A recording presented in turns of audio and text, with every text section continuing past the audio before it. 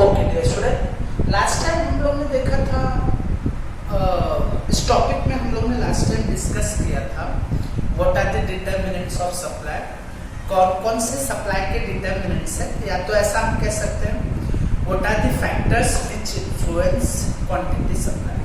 अब हमने इस वीडियो में देखने जा रहे हैं, अरे ठीक है, very important question that is called law of supply. Law of supply, ठीक है।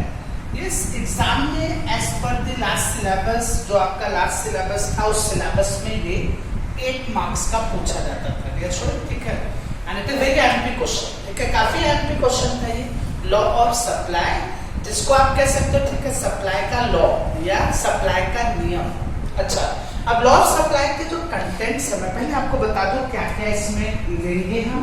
लॉ ऑफ सप्लाई चूंकि 8 नंबर का क्वेश्चन आता है, तो इसीलिए अरे ठीक है, थोड़े इसके कंटेंट्स और थोड़ा इसका साइज बड़ा हो जाता है, ठीक है। सबसे पहले आप डेफिनेशन दीजिए। डेफिनेशन अगर आपको नहीं आ रहा है तो आप मीनिंग दीजिए। अरे ठीक है, डेफिनेशन को 2 या 3 लाइन में आप एक्सप्लेन कर दीजिए, ठीक है। डेफिनेशन के बाद आप इसके एजम्पशंस ले लीजिए। अरे ठीक है, फिर जाहिर सी बात है, बिना एजम्पशंस के लॉ अप्लाई ही नहीं होगा। अरे ठीक है, तो आपको कम से कम 4 से 5 पॉइंट एजम्पशंस के लेने ही पड़ेंगे। एजम्पशंस के बाद आप ठीक है शेड्यूल बना दीजिए। अरे ठीक है, और शेड्यूल को 3 से 4 पॉइंट में एक्सप्लेन कर दीजिए। और उसके बाद ठीक है, आप डायग्राम बना दीजिए, और डायग्राम को भी आप क्या कीजिए, कम से कम 3 से 4 पॉइंट में आप एक्सप्लेन कर दीजिए।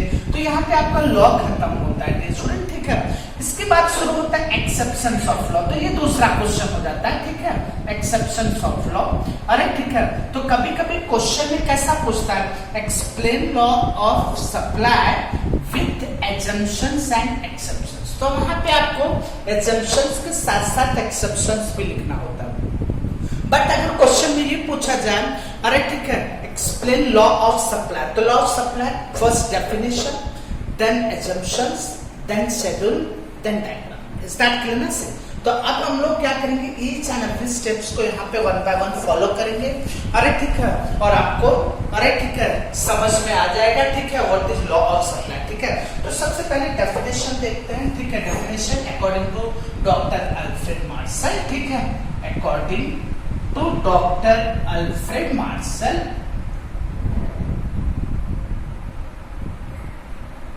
ये स्टूडेंट, ठीक है। यस, अब डेफिनेशन क्या कहता है, other things being equal, other things being equal, ये स्टूडेंट, ठीक है, ये वर्ड्स काफी इंपॉर्टेंट हो जाता है। This concept is based on ceteris paribus, ठीक है। Okay, other things being equal, that means price को छोड़कर जितने भी डिटरमिनेंट्स है सप्लाई के, वो सब कांस्टेंट होने चाहिए। कांस्टेंट का मतलब सेम होना चाहिए, फिक्स होना चाहिए, या तो आप कह लो ठीक है वो अनचेंज रहना चाहिए, वो बदलने नहीं चाहिए। बदलेगा क्या? प्राइस, ठीक है। तो अल्फ्रेड मार्शल ने जो लॉ ऑफ सप्लाई को एक्सप्लेन किया, अरे ठीक है, उन्होंने क्या किया, प्राइस को छोड़कर बाकी जितने भी डिटरमिनेंट्स है वो सबको कांस्टेंट कर दिया, इक्वल कर दिया, और खाली प्राइस के चेंज होने से आपका सप्लाई कैसे चेंज होगा, ठीक है, वो यहाँ पे एक्सप्लेन हुआ। तो अदर थिंग बीइंग इक्वल, बाकी सारी चीजें इक्वल हो जाए, बाकी सारी चीजें कांस्टेंट हो जाए, बाकी सारी चीजें फिक्स हो जाए, बाकी सारी चीजें अनचेंज रहे, तो क्या होगा, अरे ठीक है, quantity supply of a commodity, quantity supply, quantity supply of a commodity, किसी भी कमोडिटी का जो क्वांटिटी सप्लाई होगा, अरे ठीक है, commodity is directly related with its price. Very clear, यहाँ पे क्लियर कर रहा है, ठीक है। अदर थिंग बीइंग इक्वल, बाकी सारी चीजें अगर इक्वल हो गई, कांस्टेंट हो गई, फिक्स हो गई, तो क्या होगा, जो आपका क्वांटिटी सप्लाई है किसी भी कमोडिटी का, किसी भी कमोडिटी का जो क्वांटिटी सप्लाई है वो डायरेक्टली रिलेट करेगा, डायरेक्टली रिलेटेड किसके साथ, विथ इट्स प्राइस। मतलब यहाँ पे अगर मैं बताऊं तो 2 चीज ध्यान में रखिए, एक तो सप्लाई कैसा होगा, सप्लाई डायरेक्टली रिलेट करेगा किससे, प्राइस से, ठीक है। तो यहाँ पे ऐसा कहा गया, ठीक है, therefore it is called S is equals to F of P, ठीक है। What about S? तो S refers to quantity supply, right, ठीक है। F function of and P is price. ठीक है, तो यहाँ पे ऐसा कहा गया supply is a function of price. अच्छा, सप्लाई फंक्शन ऑफ प्राइस क्यों हुआ? क्योंकि बाकी सारी चीजें को तो आपने कांस्टेंट कर दिया ना, बाकी सारी चीजें फिक्स हो गई, कांस्टेंट हो गई, इसलिए सप्लाई फंक्शन हुआ प्राइस का। तो इट मींस अगर प्राइस राइज होता है तो supply offer more and more quantity for sale. तो यहाँ पे ऐसा आप लिखोगे, ठीक है, प्राइस राइज हुआ तो सप्लाई भी क्या होगा, राइज होगा, और प्राइस फॉल्स हुआ तो क्वांटिटी सप्लाई में फॉल्स हो गया। मतलब यहाँ पे ठीक है, आपने डेफिनेशन दे दिया, उसके बाद आपने ये लिख दिया, उसके बाद आप क्या लिखोगे, in other words supply is the function of price. If prices rises, supplier offer more and more quantity for sale. In other words, ऐसा आप कह सकते हो कि prices rises, supplies also rise. ठीक है, अरे ठीक है, vice versa. Vice versa का मतलब ये हुआ कि prices falls, quantity supplies also falls. तो यहाँ पे दोनों में डायरेक्ट रिलेशनशिप दिख रहा है। If price of the commodities rises, quantity supplies also rises. If price of the commodity falls, quantity supplies also falls. तो दोनों में डायरेक्ट रिलेशनशिप दिखा, एक बढ़ेगा तो दूसरा भी बढ़ेगा, एक घटेगा तो दूसरा भी घटेगा। ठीक है, तो ऐसा आपको यहाँ पे एक्सप्लेन करना है। स्टार्ट क्लियर ना से।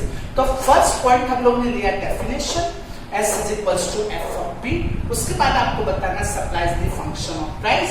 Price of the commodities rises, supply offer more and more quantity for sale, ऐसा आपको लिखना है, एंड वाइस वर्सा। ठीक है, उसके बाद आपको लिखना है, ठीक है, दैट शोज, इंपॉर्टेंट है, that shows direct relationship between supply and price.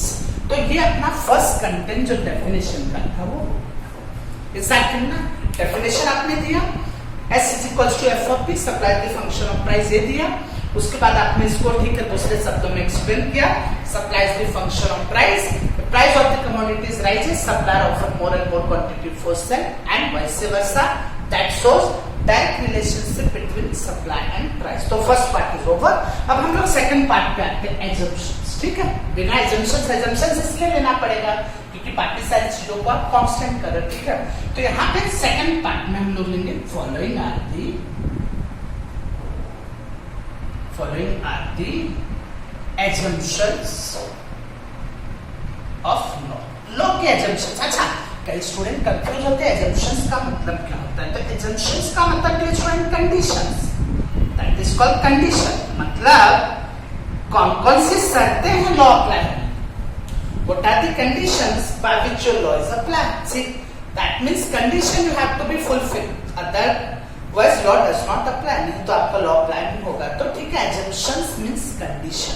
तो following are the conditions of law। अच्छा, conditions कैसे आप लिखोगे, जो आपने determinants में पढ़ा है उसी के आगे no change लगा दीजिए। ठीक है, कैसे आप लिखेंगे, yes, no change। no change क्यों लिखा, क्योंकि यहाँ पे बोला other thing being equal, other thing being constant, other thing being right, ठीक है, being not change। तो यहाँ पे no change in cost of production, yes, second, no change in availability of inputs, no change in size of market,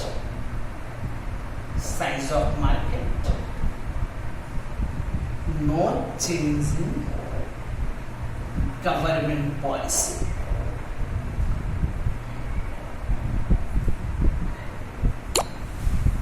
no change in infrastructure facilities, etc. और भी जितने भी determinants आप पढ़े उसके आगे आप नो चेंज। अब इसको ठीक है एक्सप्लेन तो करना पड़ेगा। कैसे आप एक्सप्लेन करोगे, एक्सप्लेन करने का तरीका एकदम सिंपल रखिए, शॉर्ट रखिए। ठीक है, कैसे एक्सप्लेन करेंगे, following are the assumptions of law. अरे ठीक है, yes, no change in cost of production. भी कॉस्ट ऑफ प्रोडक्शन अगर चेंज हो गया तो लॉ अप्लाई नहीं होगा। क्यों नहीं लॉ अप्लाई होगा, कॉस्ट ऑफ प्रोडक्शन कम हो गया तो प्रोड्यूसर प्रोड्यूस ज्यादा करेगा, और प्रोड्यूस अगर ज्यादा करेगा तो सप्लाई भी ज्यादा हो जाएगी, तब प्राइस का कोई मतलब नहीं निकलेगा। तो इसीलिए कह रहा है कॉस्ट ऑफ प्रोडक्शन नहीं चेंज होना चाहिए। अरे ठीक है, अवेलेबिलिटी ऑफ इनपुट्स। इनपुट्स का मतलब क्या हुआ, प्रोडक्शन का इनपुट्स है लेबर चाहिए आपको प्रोडक्शन करने के लिए, material, capital, these are called inputs. अरे ठीक है, ये सब इनपुट्स अगर अवेलेबल है, बल्क क्वांटिटी में अवेलेबल है, ज्यादा अवेलेबल है, तो प्रोडक्शन ज्यादा होगा, और प्रोडक्शन ज्यादा होगा तो सप्लाई विल बी मोर, तब प्राइस का कोई मतलब ही नहीं निकलेगा। तो साइज ऑफ मार्केट बड़ा है, सप्लाई ऑफकोर्स सप्लाई ज्यादा करेगा। साइज ऑफ मार्केट छोटा है, सप्लाई कम हो जाएगी, तो यहाँ पे भी प्राइस का कोई मतलब नहीं निकला। गवर्नमेंट पॉलिसी चल रही है, सपोज गवर्नमेंट ने टैक्स को कम कर दिया, तो प्रोड्यूसर प्रोड्यूस ज्यादा करेगा, सप्लाई ज्यादा होगा, सिर्फ। अरे ठीक है, अच्छा, no change in infrastructure facility बहुत अच्छी है। अरे ठीक है, बैंक्स अवेलेबल है, वेयर हाउसेस अवेलेबल है, गोडाउन्स अवेलेबल है, ठीक है, कम्युनिकेशन फैसिलिटी अवेलेबल है, ट्रांसपोर्टेशन फैसिलिटी अच्छी है, इंश्योरेंस कंपनी है। अरे ठीक है, तो सारी चीजें प्रोडक्शन को बूस्ट करेंगे, बढ़ाएंगे, और प्रोडक्शन जब बढ़ गया तो सप्लाई भी बढ़ जाएगा, तो प्राइस का कोई मतलब नहीं निकला। इसीलिए ये सबको क्या कह दिया गया, नो चेंज, जैसा है वैसा ही रहना चाहिए। तो लिखने का तरीका कैसे होगा मैं आपको बता दूं, ऐसा लिखो, स्टार्ट करो, to apply law of supply there is no change in cost of production, if cost of production changes then law does not apply. Very short तरीके से आप लिख सकते हो, to apply law of supply there is no change in availability of inputs such as labor, land, capital, etc. If availability of inputs changes, then law does not apply. To apply law of supply, there is no change in size of market. If size of market changes, then law does not apply. To apply law of supply, there is no change in government policy. Government policy नीचे होना चाहिए. If government policy changes, then law does not apply. To apply law of supply, there is no change in infrastructure facility. If infrastructure facilities changes, then law does not apply. तो एकदम simple और short और sweet तरीका लिखने का। To apply law of supply, there is no change in so and so. If it is changed, then law does not apply. ऐसे आप लिख सकते हो, ठीक है। तो कम से कम आपको 4 से 5 पॉइंट एजम्पशंस के देने होंगे, आप और भी दे सकते हो, ठीक है। तो हम लोग ने पहला पार्ट डेफिनेशन का कर लिया और उसके बाद एजम्पशंस का कर लिया। तो फर्स्ट पार्ट डेफिनेशन को एक्सप्लेन कर दिया, सेकंड पार्ट एजम्पशंस को एक्सप्लेन कर लिया, ठीक है। अब हम लोग थर्ड पार्ट पे आते हैं, दैट इज कॉल्ड शेड्यूल, ठीक है। दैट इज कॉल्ड, यहाँ पे हम लोग सप्लाई शेड्यूल बनाते हैं, ठीक है। यस, तो quantity supply schedule,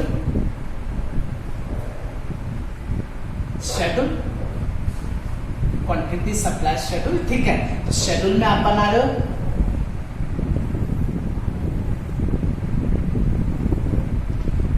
price of commodity, पहले कॉलम में प्राइस दिखा दीजिए, कमोडिटी किसी का नाम रख दीजिए, commodity XYZ, price of commodity in rupees per KG, 1 kilo का भाव दिखा रहे हैं हम लोग, और यहाँ पे क्वांटिटी सप्लाई, और वो भी दिखा दीजिए इन केजीस, किलोग्राम, ठीक है। तो प्राइस ले लेते हैं 10, 20, 30, 40। प्राइस आप अपनी मर्जी से ले सकते हो, बढ़ता हुआ प्राइस ले लो, घटता हुआ प्राइस ले लो, एज यहाँ पे क्वांटिटी सप्लाई ले लेते हैं 100, 150, 300, 400, 450। अरे ठीक है, तो पैक दिस पे आप अपने मन से शेड्यूल बना सकते हो, ठीक है। तो जैसे आपने एजम्पशंस खत्म कर दिया, वैसे नेक्स्ट बात है, 8 नंबर का क्वेश्चन है तो थोड़ा आपको बड़ा करना पड़ेगा, एनहांस करना पड़ेगा। तो जैसे आपने क्या किया, एजम्पशंस खत्म कर लिया, वैसे आपको एक लाइन और लिखनी है, law of supply we can explain with the help of schedule and tag. एक लाइन लिख दिया, उसके बाद हम लोग स्टार्ट करेंगे क्वांटिटी सप्लाई शेड्यूल। अरे ठीक है, अब ये शेड्यूल बना दिया, यहाँ पे प्राइस आपने बढ़ाया है, प्राइस बढ़ रहा है और सप्लाई भी बढ़ रहा है, सी। तो पहले कॉलम में आपने दिखा price of commodity X in rupees per KG, quantity supply in cases, ठीक है, ओके। अब सबसे पहले ठीक है, शेड्यूल होता है क्या है वो बता देंगे, आंसर थोड़ा बड़ा हो जाएगा। कैसे आप लिखोगे, schedule is the tabular presentation of data. ये छोड़े, दिस इज टेबल ना, ये रो एंड कॉलम का टेबल हो गया। तो क्या लिखोगे, शेड्यूल इज द, इसके नीचे, शेड्यूल के नीचे लिखना आपको, schedule is the tabular presentation of data, okay. उसके बाद अबव शेड्यूल शोज, इसके नीचे लिख रहे हो ना, तो क्या लिखोगे, above schedule shows relationship between price of the commodity and quantity supply. क्या लिखोगे, schedule is the tabular presentation of data, above schedule shows relationship between price of the commodity and quantity supply. अब उसके बाद 4 points में अपने को क्या करना है, इसको एक्सप्लेन करना है, 3 से 4 पॉइंट्स में आपको एक्सप्लेन करना है, ठीक है। पहला पॉइंट आपको कैसे लेना है? पहला पॉइंट पहले प्राइस को लीजिए। पहला point when price is ₹10 per KG, quantity supply is 100 KGs in the market. ध्यान से सुनिए, when price is ₹10 per KG, quantity supply is 100 KGs in the market. पहला पॉइंट हो गया, फर्स्ट पॉइंट। सेकंड पॉइंट कैसे लेंगे? As price of the commodity rises, price देखिए बढ़ रहा है, 10 से 20 हुआ, 20 से 30 हुआ, 30 से 40 हुआ, 40 से 50। तो as price of the commodities rises, quantity supplies also rises. As price of the commodities rises, quantity supplies also rises. Second point हो गया, शेड्यूल यही दिखा रहा है। थर्ड पॉइंट ये लेते हैं, लास्ट वाला price. When price is ₹50 per KG, rupees per KG है ना, when price is ₹50 per KG, that is highest one. ये शेड्यूल का ही हाईएस्ट प्राइस है भाई। When price is ₹50 per KG, that is highest one. Quantity supplies 450 KG, that is also highest. ठीक है, तो जब प्राइस हाईएस्ट हुआ तो सप्लाई भी हाईएस्ट हुआ। ये शेड्यूल का ही हाईएस्ट प्राइस है और ये शेड्यूल का ही हाईएस्ट क्वांटिटी सप्लाई। तो when price is ₹50 per KG, that is highest one.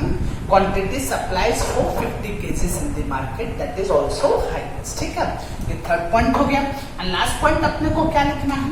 Schedule shows positive relationship between price of the commodity and quantity supply. Schedule shows positive relationship between price of the commodity and quantity supply. तो आपको schedule explain करना है। तो schedule हो गया अपना।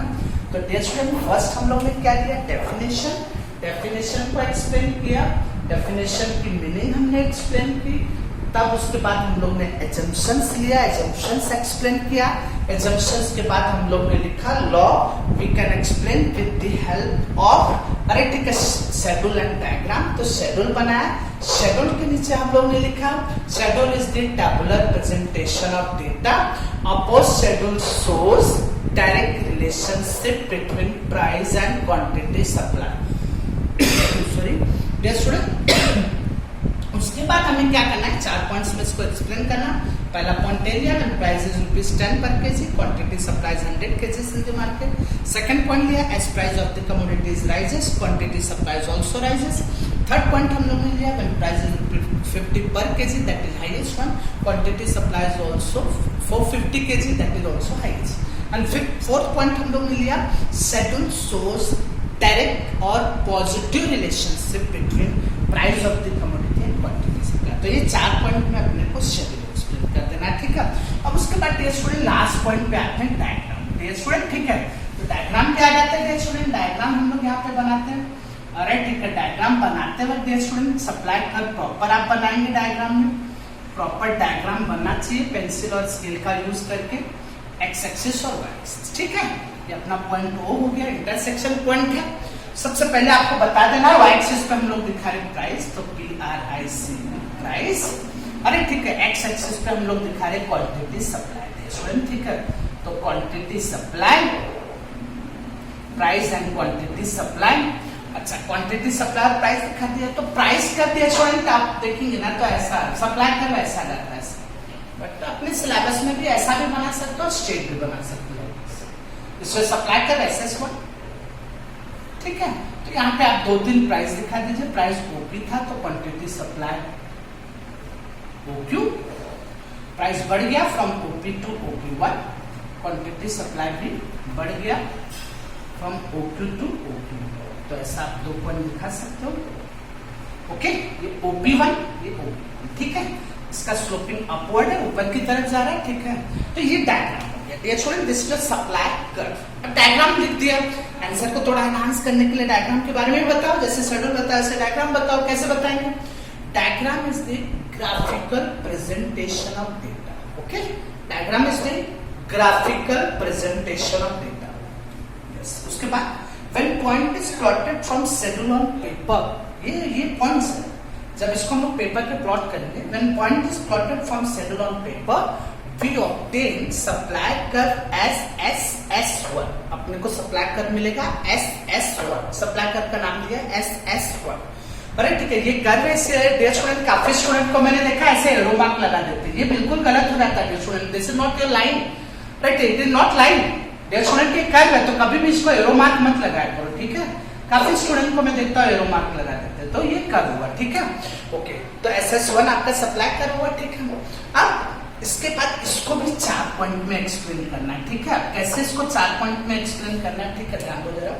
सबसे पहले जब भी इकोनॉमिक्स में कोई भी डायग्राम को एक्सप्लेन कर रहे हो तो सबसे पहले ये बताया करो कि एक्स एक्सिस और वाई एक्सिस पे क्या दिखा रहा है, ठीक है।